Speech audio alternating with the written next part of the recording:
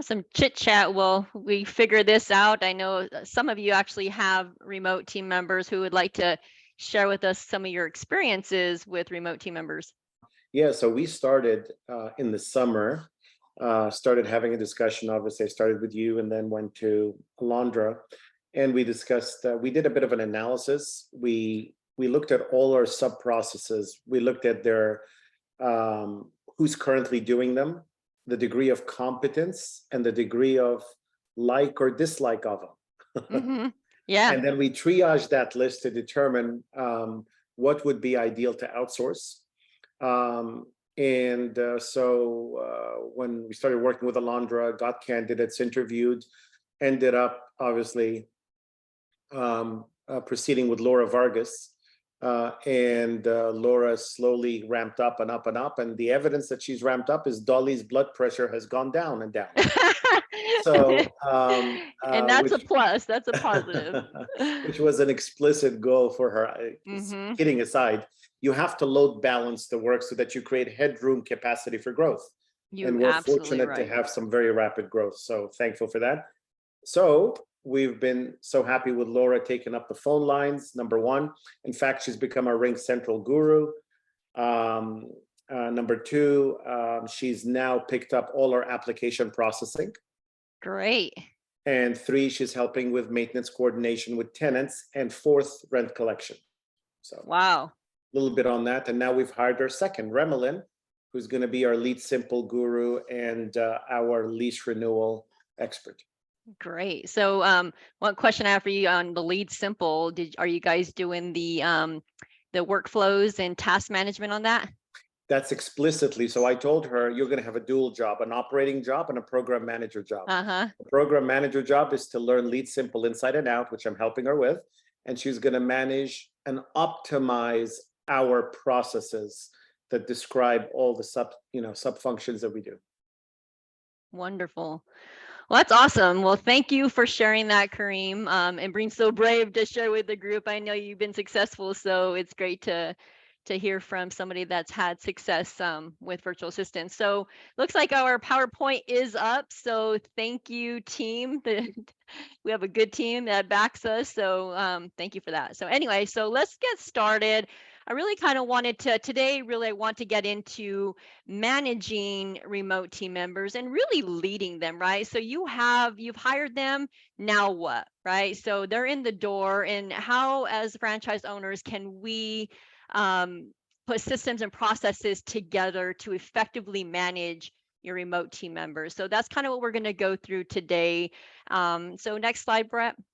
Awesome. So the last couple of months, I've actually been speaking to a lot of franchise owners, and we talked a lot about, the current situation in our economy, where it's headed, and just the issues that we've been having with hiring. If you're not having issues hiring internal employees, then something's wrong. Then you guys are doing something right, then let me know, because we and everybody else is having an issue. It's just going to become an ongoing issue. And so we've come to the point where any new employee that we have to hire, we're looking if we can outsource it to a virtual assistant, right? And because we are in property management and we don't have a huge profitability. And so, at the end of the day, we need to try to help our bottom line. So, rising costs and the increase in employees is just going to get worse. So next slide, Brett. So if you should be saying yes to all these questions, right? So if you're having trouble hiring all that, then this is probably why you're looking to hire a remote team member. And so today we're going to kind of go into a deep dive. So just a little bit about myself, just in case you don't know. My name is Joni Wolfswinkel. I own 2 real property management franchises. We were franchise of the year this year, which was pretty exciting for my team. Also own a Mr. Rooter Plumbing of Albuquerque franchise, and I have a build to rent company in Houston, Texas. And our newest venture, which is our remote team member business, which is probably the one that I'm most passionate about. And the reason for that is because I get to help you guys out. I get to give back to you guys and show you how we've been successful what we've done in our business to become successful. I have just about 20 remote team members that work in my companies. And actually, our longest remote team member is Jay, who's been with us now, Jay, what, 7 or 8 years? I keep forgetting. Yeah, It's no, been 6 years. oh, 6 years. Okay. It seems like forever, but Jay's actually was my first remote team member, and he's actually in our leasing department, my main leasing coordinator, who also trains any of our new employees coming in. So any of our new employees in the leasing department, they go to Jay. Jay trains them. He knows the processes, he knows the procedures, and he's our rock star. So can you find the talent? Absolutely. The proof is in the pudding right there, right? So one of the benefits to being a franchise, obviously, is that we all have the same processes, the same softwares and the same processes. Yes, I mean, give or take, we do things a little differently, but we can all help each other out. And just as Kareem was talking about, right, he's getting his team, his remote team members to kind of lead the Lead Simple. If you guys aren't on Lead Simple, I highly recommend that you are, because number one, that's your CRM, right? Your remote team members are great when it comes to keeping that up. Salespeople, I'm just going to be honest with you, they're not great at keeping the CRM up. So that's where the remote team members come into play and try to help with that. Also the paperwork, right? Our salespeople are not great at that as well. And I know a lot of us here actually play a lot of those roles as the sales BDM. And so just having that back end support to make sure that all the documents are received and they're entered in Appfolio, and they're helping with the onboarding process, which the onboarding process is huge. Alondra helped me out with that early, and when I was a BDM, and I can't tell you how beneficial that was for me to be out in the field actually selling and gaining more doors rather than doing the paperwork back end stuff, right? And Appfolio we use. Company Cam is another software that we use, which you might be new to, but that's kind of what we use to do our move in and move out inspections, and the pictures. They automatically upload to Company Cam, and our remote team members get to in real life, like immediately when they're uploaded, they can review those inspections and the pictures, which just really is much more efficient for them. Some of us use Tenant Turner, some of us use Show Mojo, Property Meld, maybe some resident benefits packages that we use, which helps to increase our revenues, right? And then also the Wealth Optimizer. I mean, if you guys are not certified in the Wealth Optimizer, I highly recommend that you guys do that. All of our team, our pod leads and some of our managers are all Wealth Optimizer certified, and some of our remote team members are as well. So make sure you get that done. And then of course, Podium is another one. If you guys are not on that, Podium is awesome when it comes to reviews. I can tell you that my remote team members, they're getting reviews daily. We're almost up to 1,000 reviews, and it's only because our remote team members are constantly pushing for those reviews, right? We get calls in saying, hey, we're ready to sign the contract, and all they got to see is the reviews. So if you're not on Podium, that's something that you want to get on as well. So taking a deep dive into managing your remote team members, the first thing is to develop the right team and the right company culture, right? And how do we do that? Well, you're looking for the right person for the right seat, right? Somebody that has the skill set that can be able to do that job function. Somebody that is going to share in your company core values, right? And I get so many, I talk to so many franchisors, they're like, Joni, this person is, not doing their job. And then I ask them, well, what is their skill set? They have no idea. They have no idea what their skill set is. So we really need to figure that out to make sure that we have the right person for the right seat. Earlier this week, I had somebody that responded in the Real Property Management Forum saying, hey, I just hired my remote team member and they are great. They're thinkers. They take initiative. And it's all because it was the placement of that. And then they onboarded, trained, and managed them well. That's why they're successful.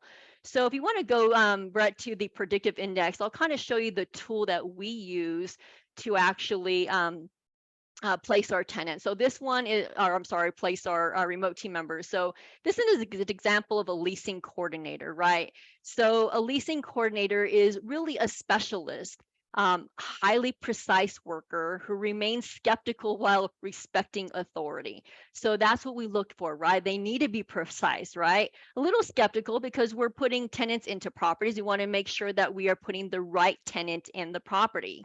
Next slide, please. Also, they are disciplined. Do we need to have a disciplined person in the leasing department? Absolutely. Somebody that is supportive. Maybe they can help support their other team members. Accurate and thorough. You definitely have to be accurate and thorough when it comes to being in the leasing department. Task oriented, sense of urgency. That to me hits home right there. Like most of my remote team members and my employees, I want that sense of urgency because it drives me crazy. And I'm sure you, when somebody doesn't have that sense of urgency, if you need it right off the bat, right? And then the next thing that I want to show you is meet regularly, have meetings, morning huddles. And I cannot stress this enough, guys. I know that you guys might be a one-man show, and that's okay. Still having your regular meetings is going to be crucial. You want to meet every day. Ours is 9:38 every single morning. Why do I do it at 9:38? Because it just stands out, and it's a set time that our entire organization knows, and they love it in the morning because they get to see their peers throughout the day, right? Or in the first thing in the morning, we get to go over our stucks. We get to go over maybe some priorities for that day. So meeting frequently is going to be huge for you guys. So even if it's your one man show and you only have you and your VA, still meet. Make it a point that you meet daily. That's going to be crucial. Next one is create leaders, not managers, right? And I'm actually speaking to you guys here because a lot of us really need to become leaders, right? We should not be micromanaging our teams. You do not need to be telling them, do this, do that. You know, the results would speak for themselves, right? And so, what your job is to do is to empower your team. Empower your team like Kareem does to learn the system, learn the processes, develop those processes, be creative, right? And I mean, you want somebody that's going to take initiative like that. And so if you're constantly telling him and micromanaging them, they are not going to be happy, right? Empower your team, be their biggest fan, be their biggest cheerleader. Okay, I want to show you kind of how our org chart, because as you grow in scale, you know, you're going to have an organizational chart. This is kind of what my org chart looks like. So you see Sean and I are at the top. And then we have our leadership team. And so my job is to empower my leadership team, right? My leadership team is empowering our leaders in the organization. And then our pod leads are empowering our rest of our staff. So this is how it should look like, guys. And it may be very small for now, but create that organizational chart so you know who's responsible for what and who's leading. And then get to know your entire team, deploy pod team structure. So we have a team structure, and I'm going to show you in a little bit what the team consists of. And for the most part in our pod teams, the only ones that are actually not remote team members is our pod leads and our runners. So can we actually find talent and create a team with remote team members? Absolutely, we're doing that now. So, and I want you to get to know your team. So you want to get to know them on a personal level. So aside from your morning huddles and your meetings, you want to get to know them, their personal lives. Like what, you know, it's hard sometimes to get close to somebody on remote, yes, but if you meet with them regularly, you know, I want you guys to try to do that because it does make a huge difference. Brett, can you show them the pod team structure so I can kind of show them how that looks? All right, so this is actually our pod team structure. So it consists of a pod lead, which is very similar to like a property manager, right? And then we have our maintenance coordinator, which is remote. We have our make ready coordinator, which is remote. Our runner, obviously our runner can't be remote because they have to place signs and lock boxes, that kind of thing, and do maybe some move in and move out inspections. And then we have our leasing coordinator, remote. And we also have our renewals and tenant relations department, which is remote. So this is what our operational pod structure looks like. And as you grow and scale, this is something that you really want to consider doing. Because your team is working together, right? We have them where, they love to compete against each other. And I'll show you where we have our KPIs and they get bonused on their performance, right? And so it just creates a little bit of a friendly competition. We're able to cross train this way. So our team members, if one team member is out, another team member can step in for them, and still things get done, right? When you're departmentalized, it just creates silos within your company, and it's really, really hard to manage when you have a department. So when you're small, yes, you might have that. But eventually you want to try to get into a team pod-like structure, because that is going to help grow and scale, and you're gonna be able to manage your team better. And the last thing I would say is providing feedback, having consistent 30, 60 to 90 days, right? We always hear that term, um, you know, uh, slow to hire, quick to fire, right? And I mean that only because we really, really want to make sure that our team members are doing well and they want that feedback. They truly, truly want that feedback. What if you don't have a template? Here's a template for you. And any of the stuff that I'm sharing with you guys here today, guys, I can help you with that. And that's why we're here to help you, is to show you that. So this is our performance reviews. We actually help you guys out with that. What we like to do is we like for the remote team members to actually fill this out themselves as well. So that way we can see, okay, how well do they think that they're doing compared to what we think, right? And then together we'll come up with an action plan of what we want to see them maybe work on, what they're doing well on. Of course, you also want to touch on what they're really doing well on. But those 30, 60 to 90-day reviews are going to be crucial. And then after that, you want to do quarterly reviews. And guys, I know we are all busy. We all have a lot of things to do. I mean, you guys are business owners, you have a lot of things on your plate, but putting this on your calendar and just marking it, right? If a remote team member is coming up on their 30-day, then you probably want to do it about 2 weeks before, so it gives you time to really prep for that, so you have that review in time. But do not skip on this, because your team is looking for those reviews. They want to see how well they're doing. They want to improve for you guys. All right. And next thing is setting the stage. Set expectations early on. Again, we want to be crystal clear about what we want from our team member, how we want it done. You guys should all have job descriptions for every single one of your employees, what you're expected of them to do, how well you're going to measure their success, right? If you do not have job descriptions for your employees, I'm here to help you. My team is here to help you. This is an example of a leasing coordinator job description. It clearly defines what they're responsible for. And then it also defines their goals, what they need to accomplish. And then at the end, we actually have them sign it. That way you can go back to them and say, you know what, we talked about this. This is what you're supposed to do. Because how can we hold somebody accountable if they don't know what is expected of them, right? And so it is going to be crucial that you clearly set those expectations early on, to set them up for success. Use Hub Staff as well. I mean, we have Hub Staff where we can monitor the remote team member.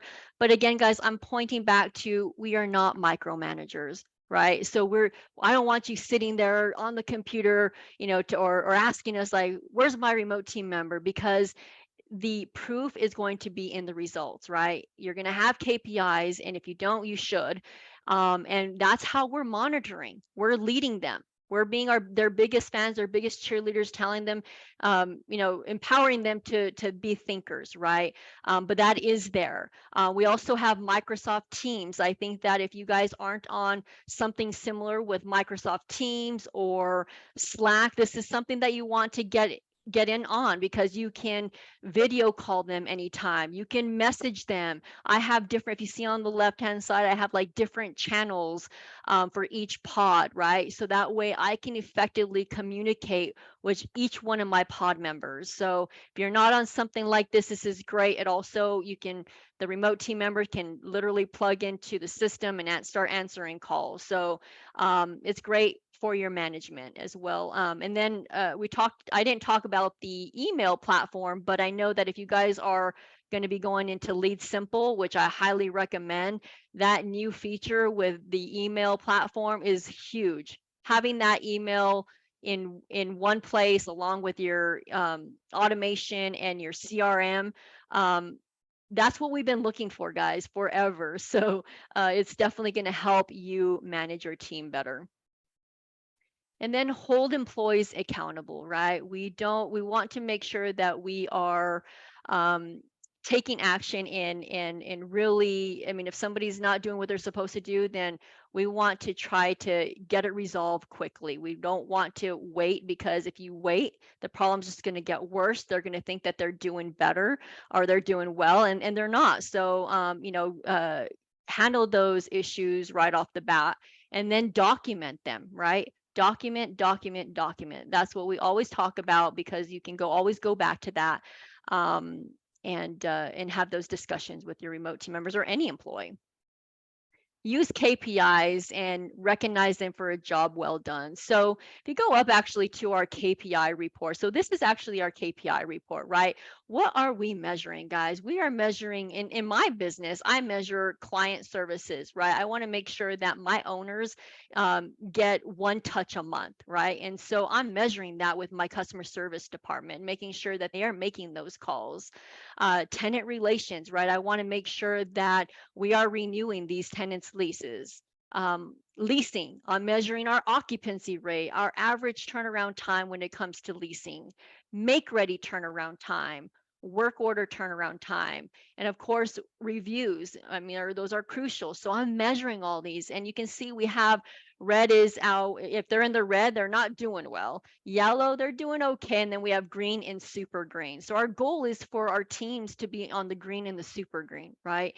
And so if you don't have a list of key performance indicators, they're right here. This is a start for you guys, and we can help you with that as well. But something that we do is every Wednesday, we actually go over our KPI reports, and we can see live who's doing well and who's not, right? By each pod. As you can see, pod 1, pod 2, pod 3, pod 4.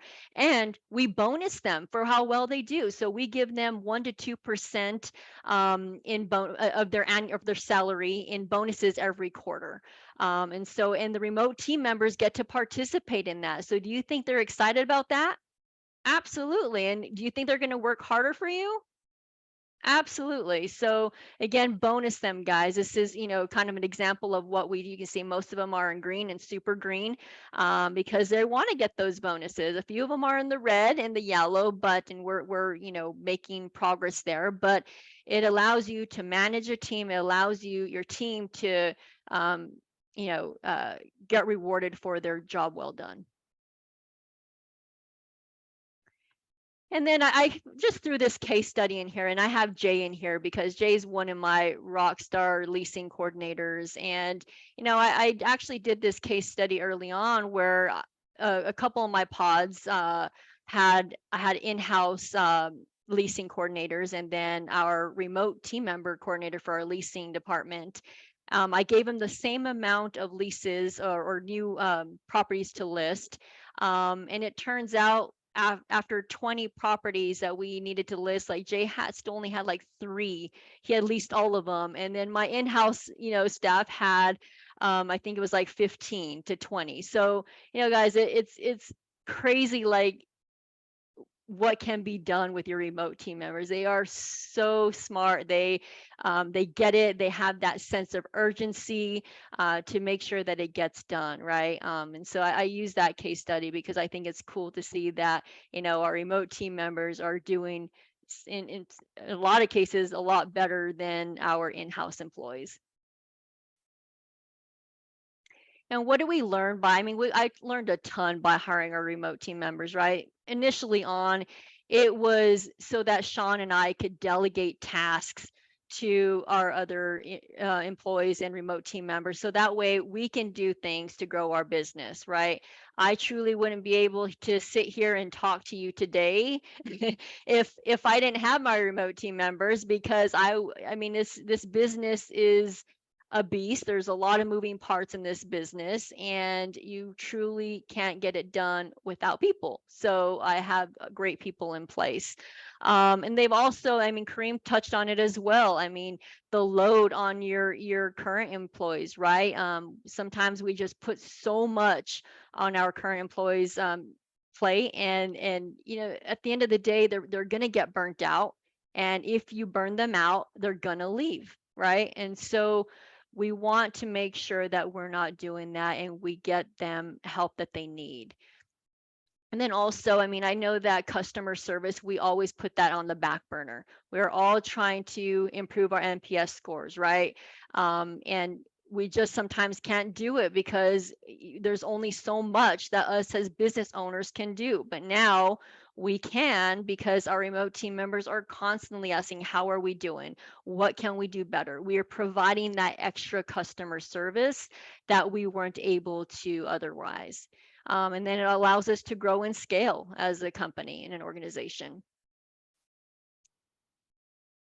All right, next one. We all know that we're, you know, it's hard to hire right now and expensive. If you factor in payroll costs, insurance, office expense, all of that, I mean, it adds up, and it's at, you know, it's cutting into your bottom line. So who would like to save an extra $60,000 a year just by hiring a remote team member? Think about what you can actually do with that extra $60,000, right? You might be able to put it into your marketing budget, right? Or maybe do an acquisition because you have that extra money in your pocket. And right now we're seeing, you know, and I don't know what you guys are paying for employees, but on average, it's about $20 to $30 when you include everything on-premise employee. With our model, you can get 2 to 5 virtual assistants for the price of what you pay for one key employee. So just kind of put that in perspective, because really, uh, how much can you get done with 5 remote team members, right? You can get a lot done. They can help support you in the processes, the procedures. They can help support you in tenant relations. They can help you support you in growth of the company. So all of that, and just put that in perspective. You can add 2 to 5 with the price of what you pay for one. And we kind of talked about what virtual assistants can do. And I kind of showed that with the pod structure, right? Because ultimately, at the end of the day, can we put a remote team member pretty much in every operational department or in a role? Absolutely, we can. And we've proved that. The only ones that we have that are not remote team members is our pod leads and our runners. Everybody else can be remote, and we're showing that and we're proving that. But this is a list of things that they can do for you, just to show that. And these are just some questions that you may be asking yourself. So how quickly can I get my new virtual assistant? So typically I like to have a one-on-one call with you so I can kind of see what your company and your structure is like. So that way we can make a plan. From there, you know, anywhere from 2 to 3 weeks is how quickly we can get a remote team member. How do I know if my virtual assistant tasks are being completed? Well, just like I showed you, managing them and leading them, you know, you're going to have your KPI reports. You're going to have your frequent check-ins with them. And you also have a few different tools like the Hub Staff and if you have Microsoft Teams to help manage that. But again, guys, the proof is in the results. You know, you're going to know early on, and as long as you're setting those expectations early on and being crystal clear with your expectations on what you want them to do, and having a job description so they know their roles and tasks, and that's going to be key right there, guys. Having job descriptions for each one of your employees. What is the most requested service for use of virtual assistants? We see a generalist sometimes because this might be your first remote team member. And as Kareem did, sometimes the coming in, they'll may have wear a few different hats. They might be in the leasing department. They might be doing some maintenance coordinating, right? But the goal is to have them specialized. So as you grow and scale, we want them specialized in what their skill set is, right? And so initially, if it's early on, it's going to be more of a generalist. We do see a lot of leasing coordinators. That's another pain point. And maintenance is another pain point, right? So we'll go through your pain points in our call to see what you need. Can my virtual assistant work part-time? Unfortunately not. We only have full-time remote team members. And the reason why is because our company is a Mexico-based company. So with that, we actually pay the Mexico taxes. So they get, their benefits with us paying their taxes. So, but the huge benefit to that is that we see that our remote team members stay with us longer term because of that, because honestly and truly they want to work for a company that's growing, right? They see Neighborly as a whole, they see real property management. And I'm telling, ask Alondra, ask Christian, I'm not just saying this, but they want to work for a company that's growing. And are we growing, guys? Absolutely. How will having a virtual assistant affect my company's culture? Again, we are hiring for your company and culture. That placement is just as important as, managing and training them. So we are going to make sure we find the right fit for you and what you need. Make sure that it's going to fit your company culture. Make sure that they're going to share in your core values. You need to go back to your core values, right? That's how you're going to create your culture if you don't have one right now. How long does it take to onboard? So we typically like to put them through our program, which is about 4 to 5 days, where Alondra, Christian, and Draven actually work with them and show them the different platforms. So if you're on Lead Simple, work with them on Lead Simple. If you're on Property Meld, we work with them on Property Meld. Our goal is to try to show them as much. That way, when they move on to you, you don't have to have that burden on yourself, right? Because you have a lot of things to do throughout the day. So, and then ongoing as well. I mean, if you guys need assistance throughout the process, and you maybe you're not sure if you have a process correct, our team is there to help you and support you through that. Can one virtual assistant work in many different tasks for my company? I think we covered that. What makes TWL different from other virtual assistant providers? Well, again, I am a franchise owner, so I've made all the mistakes. So I can help you through that. I've also had some successes. So, that's what I want to share, is to help you guys avoid making those mistakes and help you guys make smart decisions when you're hiring and when you're onboarding your remote team members. How do I choose my virtual assistant? So we'll set up a Zoom call, and you guys will be able to interview your remote team members. We do have some interview questions for you as well to help you, guide you through that if this is your first time. But it's going to be no different than you would, hire any in-house employee. You're going to ask the same questions, and make sure that they communicate well. We do all that on our back end anyway. Make sure that they communicate well. Make sure that they have the right software, the internet speed and the headset, the computer, all that before they even get an interview with us. And so that's how we start. And how much does it cost? So our remote team member, we have one plan, and that is the $11. And that actually is to train them also for the week. And then our placement fee is a one-time fee of $795. And that's pretty much it.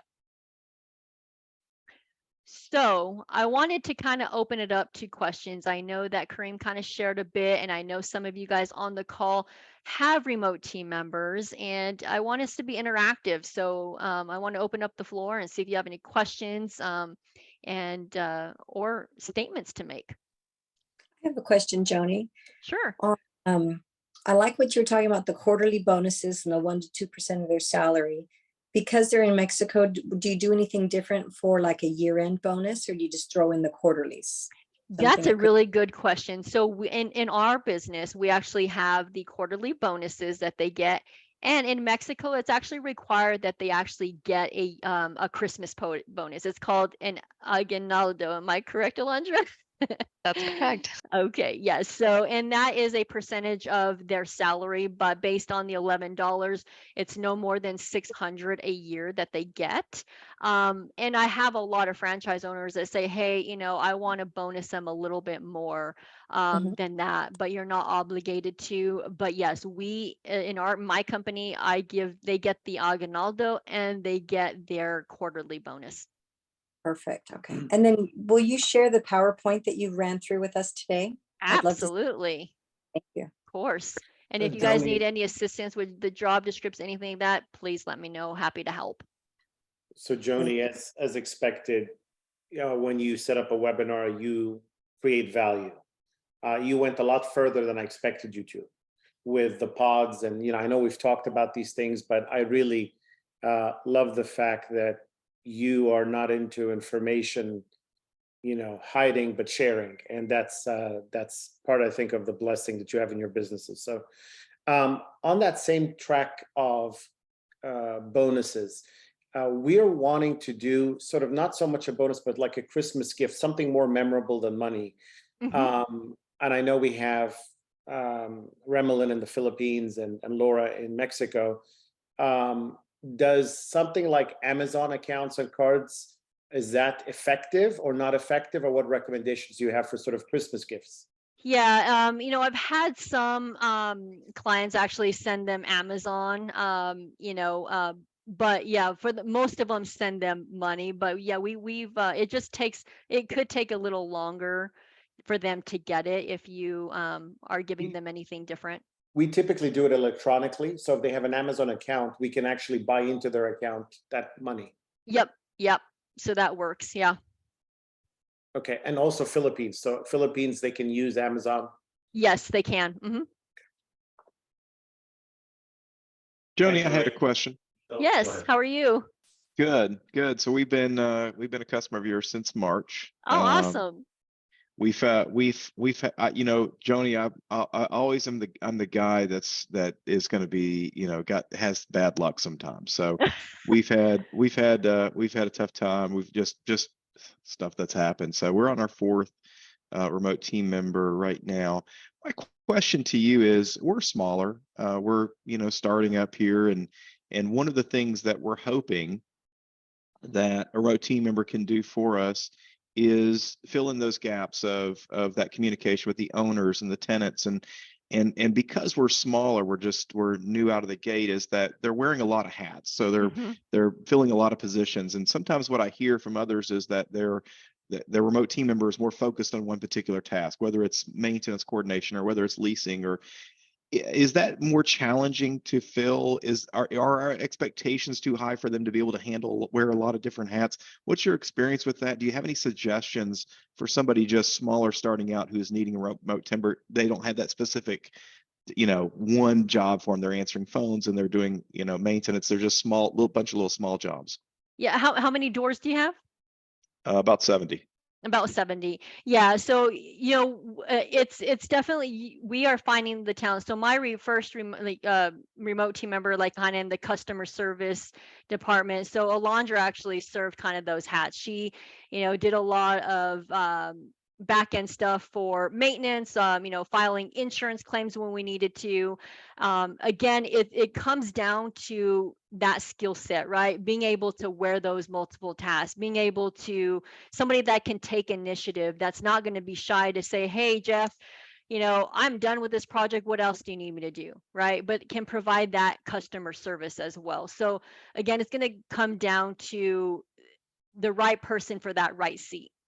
Right. So what we need is maybe somebody more specific with a different skill set that can handle where we're at in growth. Yep. Okay. Yep. Yeah. So I would say let's hop on a call so we can kind of look to see what those behaviors look like, so that way we can create that perfect fit for you. Okay, great. Thank you. You're welcome. Hi, Joni. Good question. We just got here. We're basically considered a foreign national, so we were here on a visa program, and we're here for quite a while. One of the prerequisites that we have with our visas is that we hire people. Now, my question to you is, going through your program or going through the VAs, do you think that'll be considered as an employment through the US? Like, I don't know how to explain it any clearer, but basically we have to have, I'm not sure we have to have somebody physical in the office, or if we have a virtual assistant that can qualify for the same thing.